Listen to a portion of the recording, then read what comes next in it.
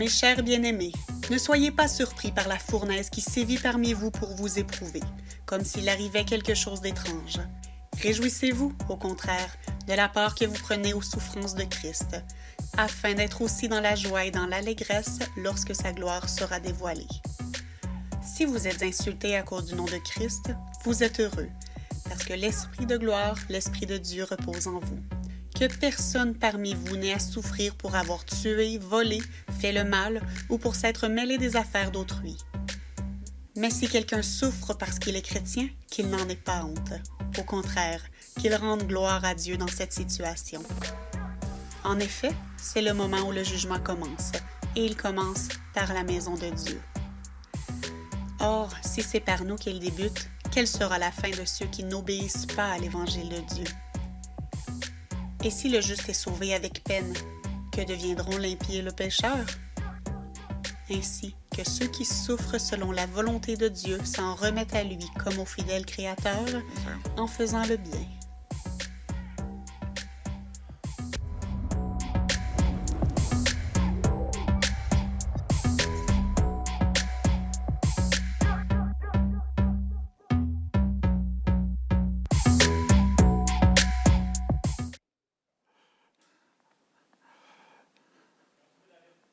Est-ce que vous êtes là? En tout cas, moi, je suis là.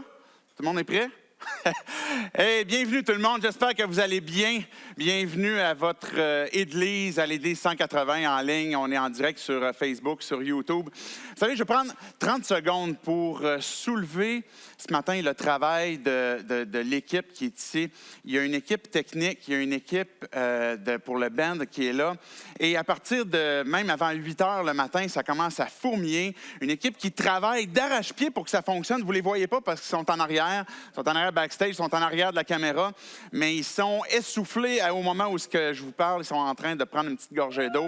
Et, oui. Et puis, dans le fond, je prends le temps de vous le dire pour que vous compreniez comment est-ce que l'Église, c'est une grande famille. L'Église, pour qu'on puisse faire ça ce matin, c'est vraiment un travail d'équipe. Et puis, envoyez-leur un petit pouce là, sur le Facebook, juste pour dire, comme, regardez, là, c'est pour vous que je fais ça, pour le band, pour vous dire merci, pour l'équipe technique. Ça a été difficile d'arriver dans les temps ce matin. Fait que merci à toute cette équipe-là. On parle justement de souffrance ce matin, de souffrance. Je ne sais pas si vous êtes dans la souffrance, si vous êtes en train d'avoir une période difficile. Peut-être c'est momentané, peut-être c'est lié à ce matin parce que, je ne sais pas moi, vous êtes levé avec une souffrance dans votre corps ou bien que c'est quelque chose qui dure depuis longtemps. Je me souviens à un moment donné, je pense que c'était à la naissance de mon troisième enfant, mon troisième garçon. Je me souviens que j'avais un petit lit de camp dans la chambre d'hôpital, là où ma femme est en train d'accoucher, parce que c'était long. Fait que moi, je trouvais ça un peu souffrant d'attendre comme ça. Fait que là, ma femme est en train de faire avancer le travail tranquillement, puis moi, j'étais couché sur mon lit de camp, puis je me suis endormi.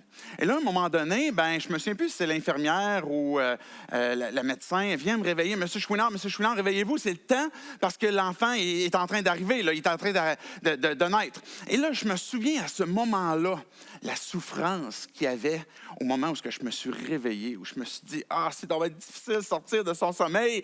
Et puis là, je voyais ma femme qui, évidemment, était dans de plus grandes souffrances que moi, en train d'accoucher. Et tout d'un coup, ma propre souffrance est en train de prendre une autre proportion parce que je vois comment est-ce que donner naissance, évidemment, implique beaucoup de souffrance. J'ai pu voir qu'est-ce que ça donne, mais je ne l'ai pas vécu. Je ne peux pas dire que je comprends réellement ce que c'est pour avoir vu ma femme souffrir. Vous avez peut-être de différentes souffrances que vous portez et on en a tous. Et puis, on ne peut pas toujours comparer avec comment est-ce que moi je vis les choses, comment est-ce qu'une autre personne vit les choses et puis évaluer justement l'intensité d'une souffrance parce qu'on ne réagit pas tous de la même façon. On n'a pas tous les mêmes affaires qui nous font allumer pour la souffrance. Il y a des choses qui ne me font pas souffrir puis qui vont en faire souffrir d'autres et vice-versa. Et c'est quelque chose que malgré tout, on porte tous et qu'on cherche tous d'une certaine façon à s'en départir. Parce que la douleur, personne n'a envie de rester, personne sain d'esprit a envie de rester dans la douleur, à moins qu'on sait que, par exemple, tu t'entraînes puis tu as créé une certaine douleur, tu sais que ça crée un travail, bien, c'est une chose.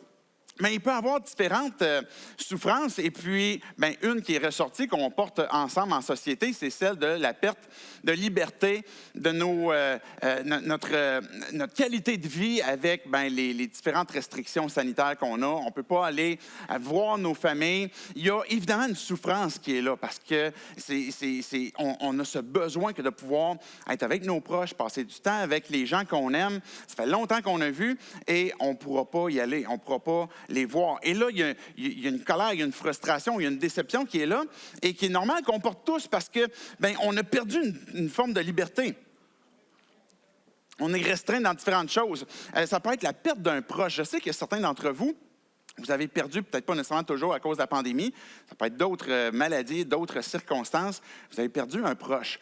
Ou vous êtes loin de vos parents, par exemple, qui sont à l'étranger. Je sais que parmi vous, vous avez immigré ici au Canada, puis là, vous avez de vos nouvelles, par exemple, de votre famille, et c'est souffrant que de voir comment est-ce que peut-être vos parents, vos frères, vos sœurs souffrent dans un endroit où vous ne pouvez pas les aider concrètement. Peut-être que c'est à cause de ta foi, peut-être qu'au travail, peut-être qu'avec tes amis, tu as récemment donné ta vie à Dieu, tu as décidé de placer ta foi en lui, puis ça t'emmène à souffrir à cause de ça parce que, on se moque de toi. On ne comprend pas pourquoi est-ce que tu as fait ce choix-là.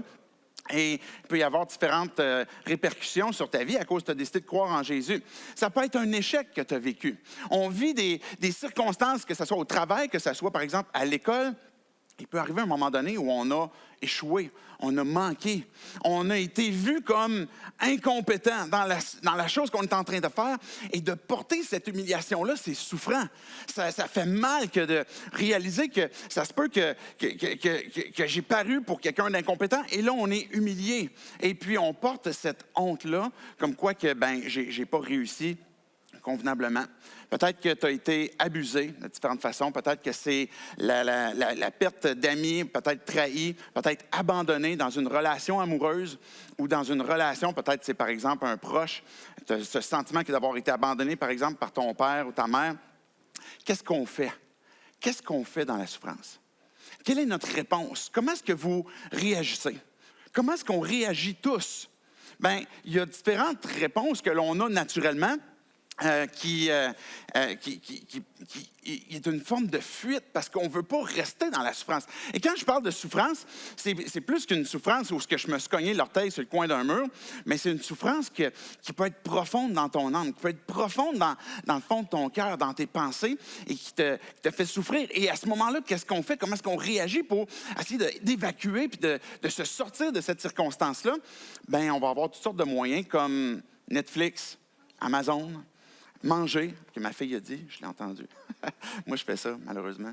Le Tinder, quelle application, peu importe qu'est-ce que ce serait qu'on cherche comme moyen pour essayer de fuir une circonstance qui nous fait mal, pour qu'on puisse essayer d'atténuer, essayer d'apaiser. Ça peut même être le sport, ça peut être différentes choses qui paraissent bien, mais qui à quelque part, on essaie d'utiliser pour atténuer cette souffrance-là que l'on a. Et on voudrait, dans une circonstance comme ça, être écouté. Comment est-ce qu'on aimerait être accueilli quand on vit une souffrance? Je me souviens, quand je réfléchissais justement à cette idée de souffrance, il m'est revenu un film, justement, dans la période de Noël. C'est un vieux film québécois, si vous l'avez déjà vu, qui est avec Patrick Huard, puis c'était, je pense que c'est Nez rouge que ça s'appelle. Et puis là, c'est un peu cocasse, mais à un moment donné, les gars, ils arrivent dans une maison où il y a un homme qui est violent. Et puis, il y a comme de la colère qui est en train de sortir. Puis, en restant sur place, ils découvrent que finalement, la colère de cet homme-là est liée ou est générée beaucoup plus par une tristesse parce qu'il a perdu un proche. Et puis, on voit à travers, justement, ce scénario-là, qui révèle notre besoin humain qu'on veut tout simplement être écouté. Puis là, m'a raconté comment est-ce qu'il avait perdu son proche, sa proche, et puis comment est-ce que ça avait été difficile pour lui de voir les moments dans l'année, des marqueurs, par exemple, et puis de réaliser qu'il n'est plus avec son amoureuse, par exemple, dans ces marqueurs-là dans l'année. On a ce besoin d'être entouré, que d'être soutenu, que d'être encouragé, que d'être écouté. Est-ce qu'il y a quelqu'un qui peut porter avec nous la souffrance que l'on a, qui est profond dans notre âme? Et ce que j'aimerais que vous puissiez retenir retenir. Ce que j'aimerais qu'on puisse ressortir du texte que l'on a ce matin de 1 Pierre, au chapitre 4, Manon a lu les versets 12 à 19, c'est les versets qu'on va prendre le temps de s'attarder ce matin, c'est que Dieu est concerné par ta souffrance. Dieu est concerné par ce que tu vis et ce qui peut générer de la souffrance. Et puis, il t'offre une façon différente de la surmonter, différente que les moyens humains qu'on va trouver. Maintenant, peut-être que tu entends ça puis tu te dis, bien, comment est-ce que je ferais confiance à Dieu? Si la présence du mal, il me semble qu'il est comme clair pour moi qu'elle révèle que Dieu n'existe pas. Peut-être que pour toi, tu te dis, comment tu veux que je fasse confiance à Dieu si je souffre puis je vois des gens souffrir auprès de moi? Et puis, comment est-ce que je peux même croire à Dieu? Peut-être que c'est la difficulté que tu as. Et puis, peut-être que même tu as déjà placé ta foi en Jésus et que tu vis la souffrance et que tu en vois vivre aussi autour de toi et que tu te dis, mais OK, je crois à Dieu, mais je me demande vraiment, dans le fond, est-ce que Dieu est bon? Est-ce que Dieu est vraiment concerné par ce que je vis ou parce que le monde est en train de vivre? Ou peut-être que tu vas même te demander, est-ce que j'ai fait quelque chose qui n'est pas correct pour que je puisse souffrir comme ça ou que ces gens-là souffrent comme ça? Bien, on va regarder les versets, comme je disais tantôt, 12 à 19 pour voir qu'est-ce que Pierre a à dire sur la souffrance. Comment est-ce qu'on devrait la voir? Pourquoi est-ce que de faire confiance à Dieu, parce qu'il a une façon différente de nous inviter à surmonter la souffrance, bien, c'est ce qu'on va voir. On commence avec le verset 12 à 14. 12 à 14. Si vous avez une Bible, vous pouvez y tourner, vous pouvez utiliser une application. On va regarder les versets, qu'est-ce que Dieu a à nous dire sur la souffrance que vous pourriez vivre actuellement. Regardez verset 12. « Mes bien-aimés, ne soyez pas surpris de la fournaise qui sévit parmi vous, pour vous éprouver comme s'il arrivait quelque chose d'étrange. » Pierre, il commence en disant, « Hey, la gang, ça va bien aller. » Je ne sais pas si vous êtes comme moi, mais c'est comme, on n'y croit plus. On n'y croit plus, ça va bien aller. C'est un dicton qui, comme peut-être vous irrite. Mais pourquoi? Pourquoi ça nous irrite? Pourquoi ça nous frustre? Bien, parce qu'on se dit, écoute, là, ça va faire bientôt 1 an, au mois de février, et puis j'ai pas l'impression que ça va bien aller. J'ai l'impression que même les cas augmentent, puis qu'on revient dans une forme de confinement qui nous irrite. On ne croit pas que ça va bien aller. Et parce que la souffrance est là, puis elle continue.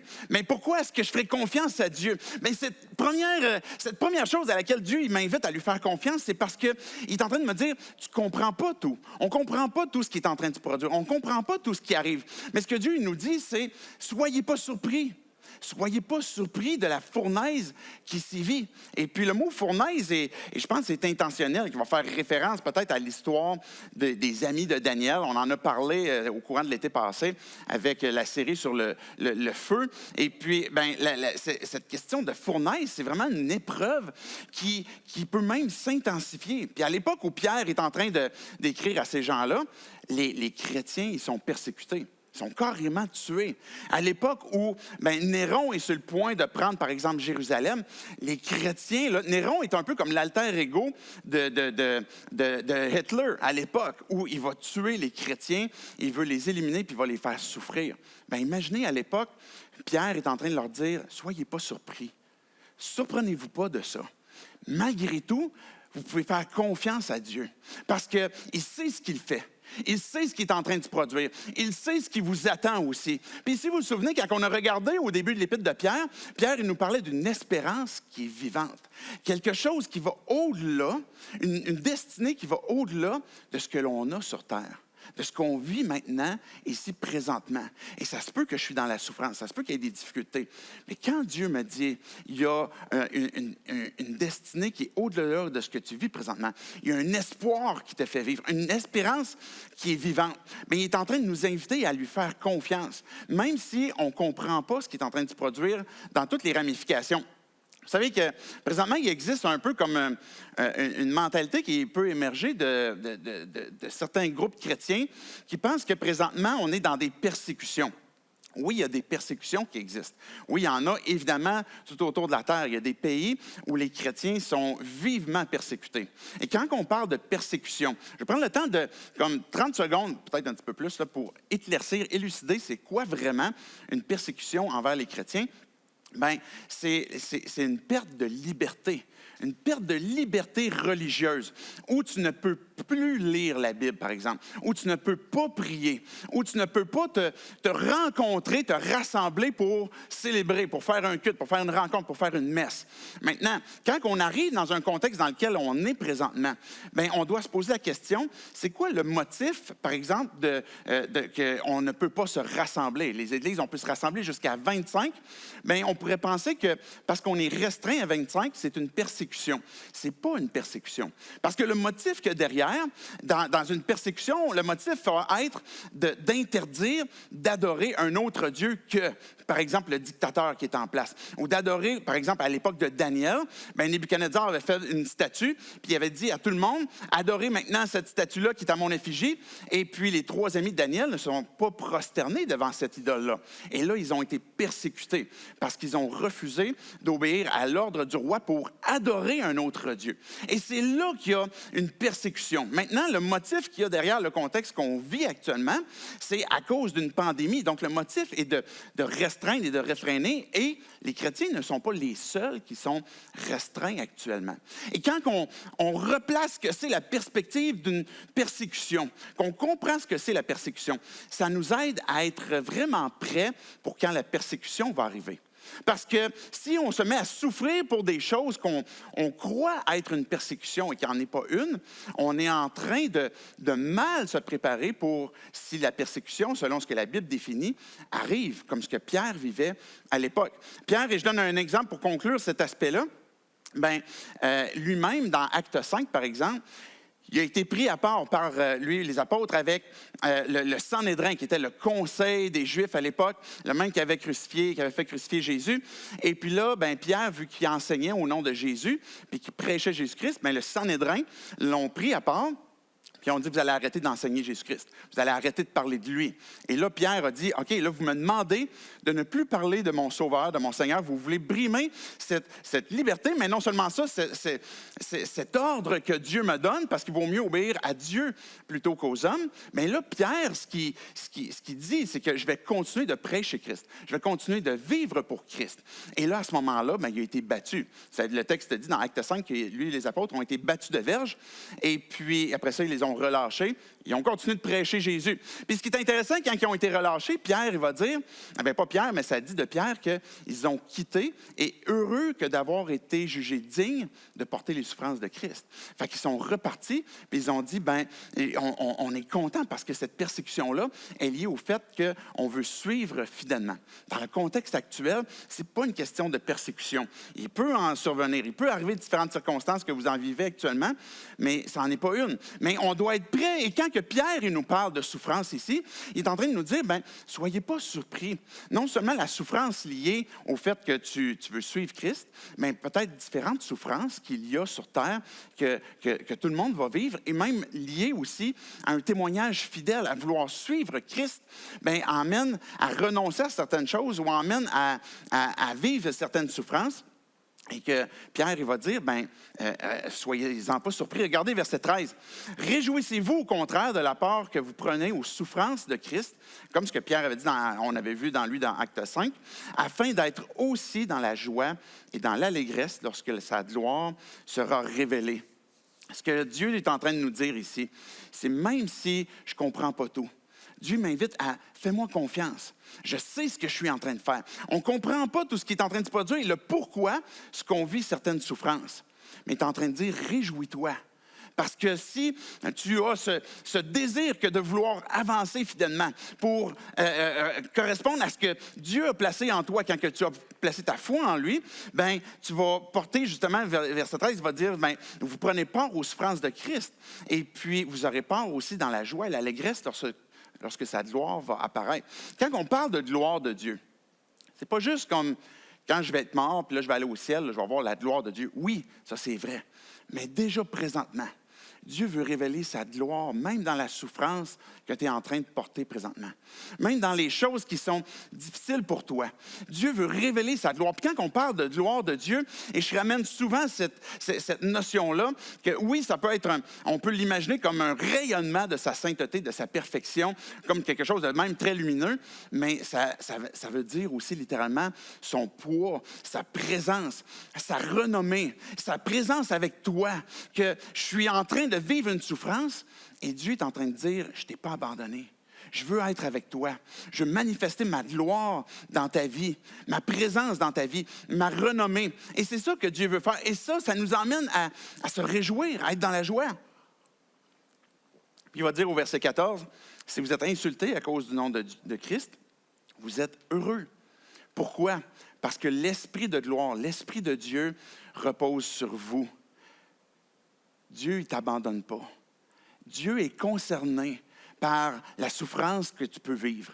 Dieu, il sait ce qu'il fait, même si tu ne comprends pas ce qui est en train de se produire. Mais Dieu, ce qu'il est en train de te dire, c'est le fait que tu vas être heureux, c'est parce que Dieu est avec toi. Dieu t'accompagne. L'Esprit de gloire, on vient de parler de cette gloire, justement, de cette présence, mais l'Esprit est avec toi. Il marche avec toi. Il va t'accompagner. On ne sait pas des fois quoi faire quand on est dans la souffrance, quand on est dans la douleur. On ne sait pas vers où se tourner. On peut se tourner vers différents moyens de fuite, comme je disais tantôt. Et puis, on ne sait pas toujours comment on va y arriver. Et puis, l'Esprit de gloire, l'Esprit qui est de Dieu, qui est sur toi, mais est en train de te conduire, est en train de te diriger, est en train de révéler les belles et bonnes choses qu'il a prévu pour toi, malgré cette souffrance-là qu'il peut avoir présentement. Et je poursuis avec le verset 15. Dieu sait ce qu'il fait, fais-lui confiance, mais voyage léger. Okay, regardez verset 15.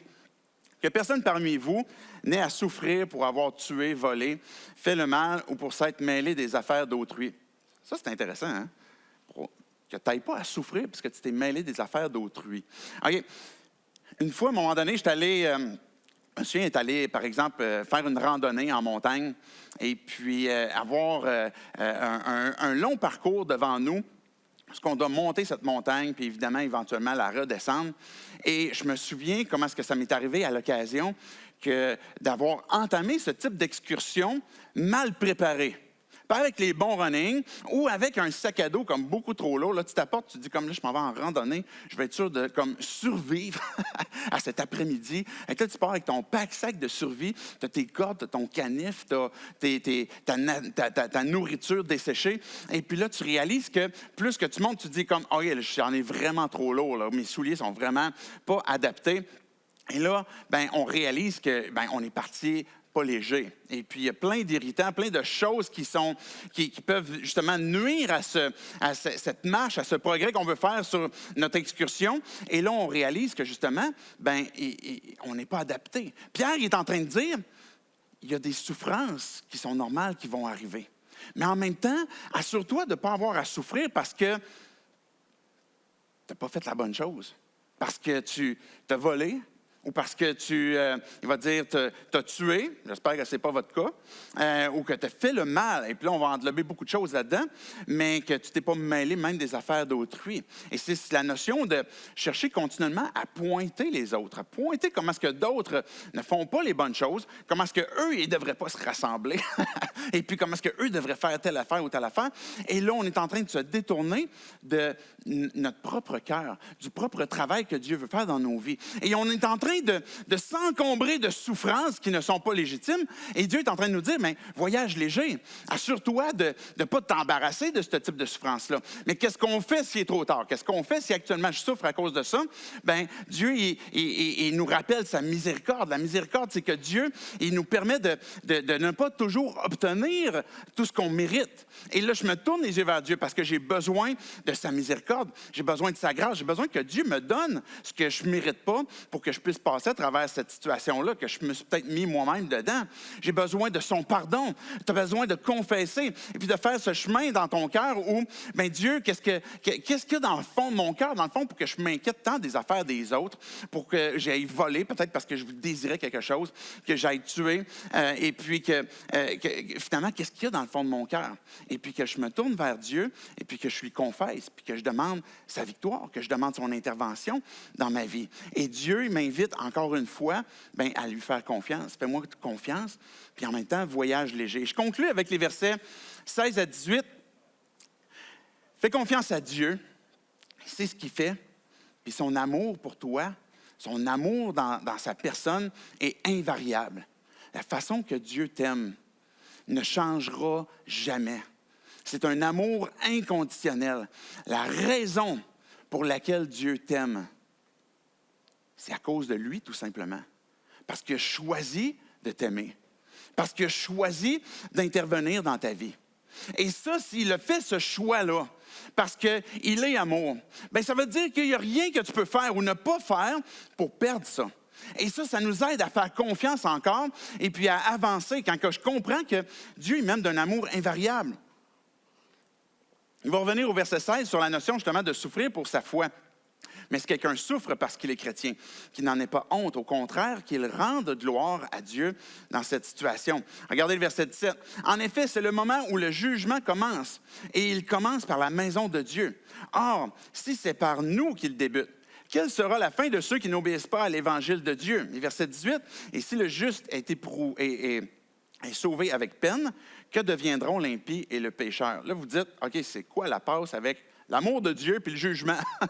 C'est le jugement de la maison de Dieu. Pour Pierre, c'est clair, quand on regarde le texte qui a précédé, ce n'est pas une question de jugement où si tu as placé ta foi en Dieu, parce que tu as cru que Jésus était mort pour te donner sa vie, pour te pardonner tes péchés, et qu'il t'a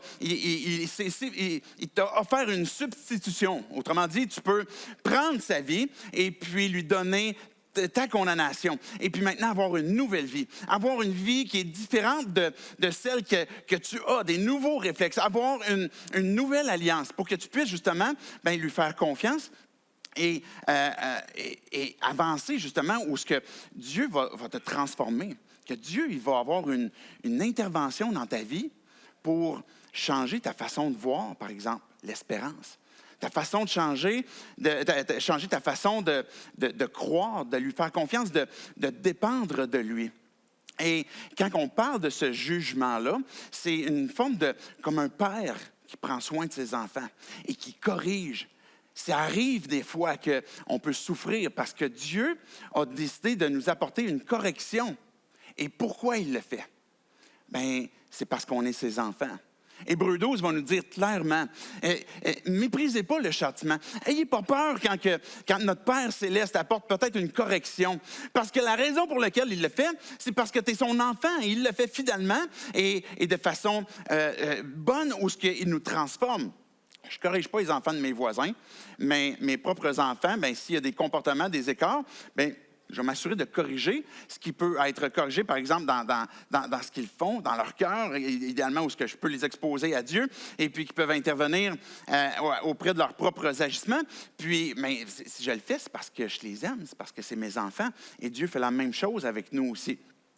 Il y a un texte que j'aime beaucoup, je vais inviter les musiciens à s'avancer. Dans Exode, où le peuple, les Hébreux, étaient en Égypte et souffraient. Et puis, le peuple se demandait, est-ce que Dieu est conscient de notre souffrance? Puis dans Exode 3, 7 et 8, je vais simplement vous résumer ce qui est dit. Dieu, il va dire, j'ai vu la souffrance, j'ai entendu les cris et je connais ses douleurs.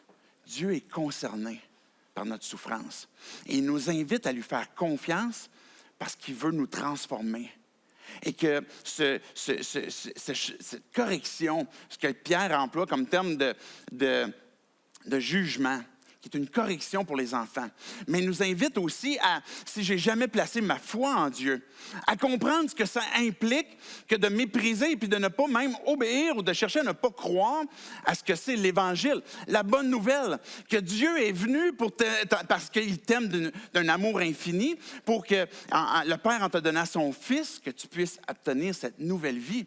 Pour que quand Jésus est venu, ce qu'il a fait, c'est qu'il a compris, il a pris notre place. Il a été lui-même humilié pour porter ton humiliation.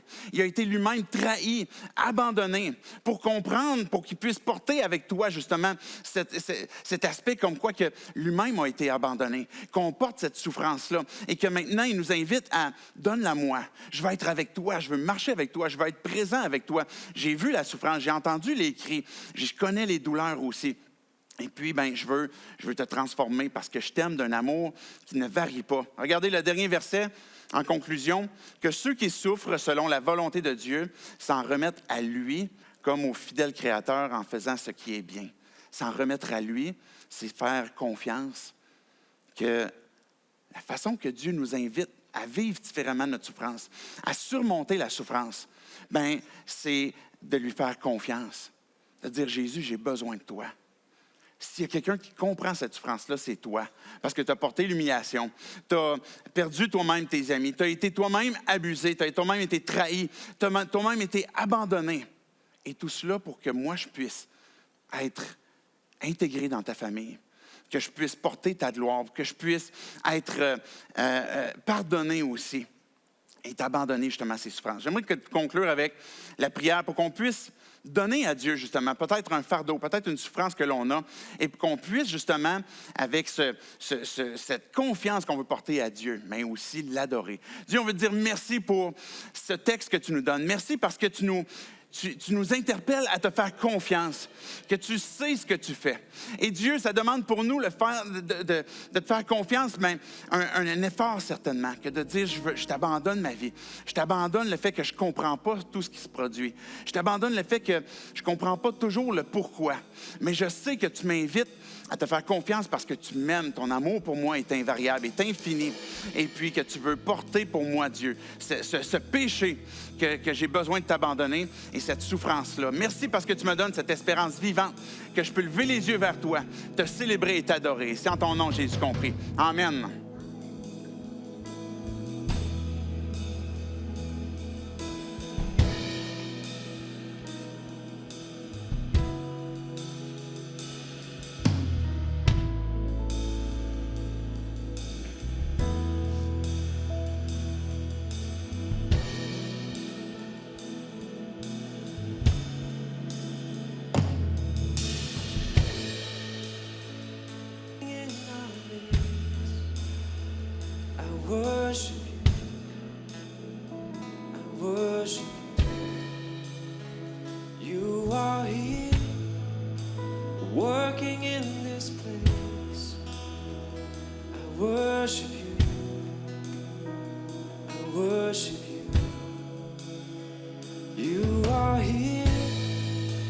Touching every heart,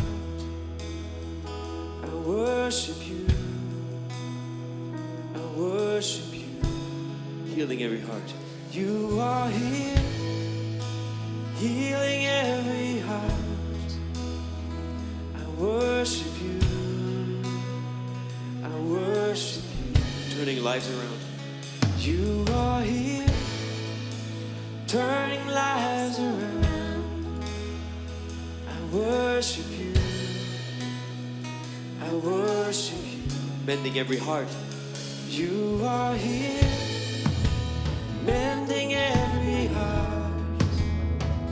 I worship you, I worship you. You are waymaker.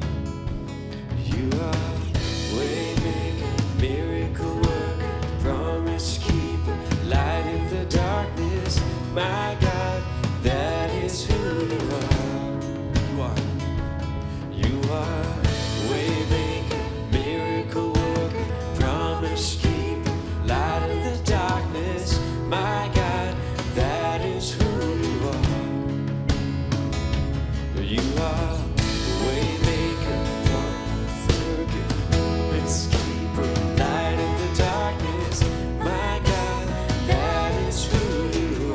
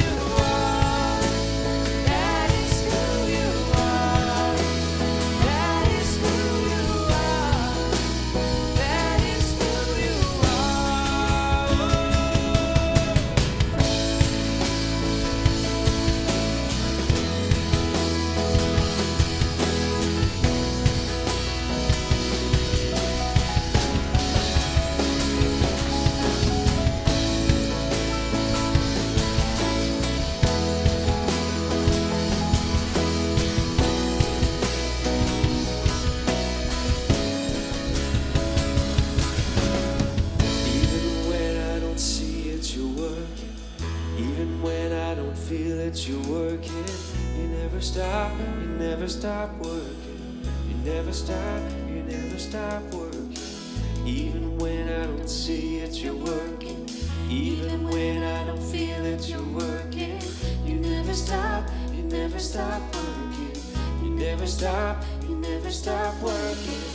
Even when I don't see it, you're working. Even when I don't feel it, you're working. You never stop working. You never stop working. Even when I don't see it, you're working. Even when I don't feel it, you're working. You never stop working. You are here, working every heart. I worship you, healing every heart. You are here, healing every heart. I worship you, turning lives around. You are here, turning lives around. I worship you, you are here, mending every heart.